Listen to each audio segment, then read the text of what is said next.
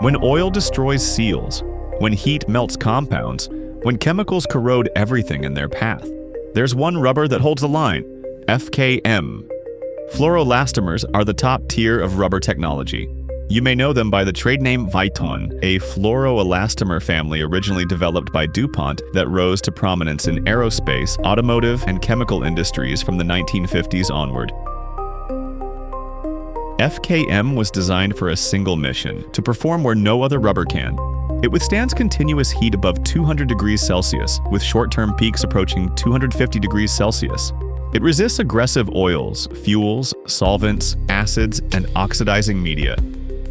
It shrugs off ozone, atmospheric aging, and even vacuum conditions that destroy other elastomers. Its power lies in its chemistry.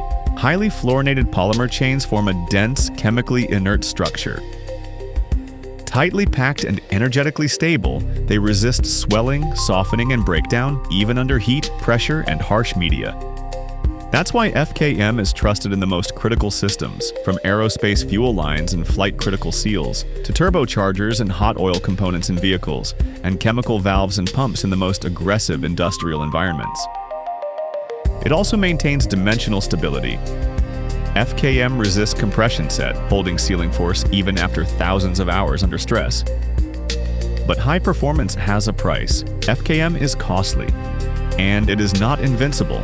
It stiffens in the cold, typically below -15 degrees Celsius, though special low-temperature grades can reach -40 degrees Celsius. And while it resists most chemicals, it falters against hot water, steam, ketones, and amines. Still, when failure is not an option, when reliability is mission-critical, FKM is often the only answer. It's not just a rubber, it's a guarantee. And just when you think rubber couldn't get more advanced, we turn to silicone, a material valued not for toughness, but for purity, flexibility, and clarity.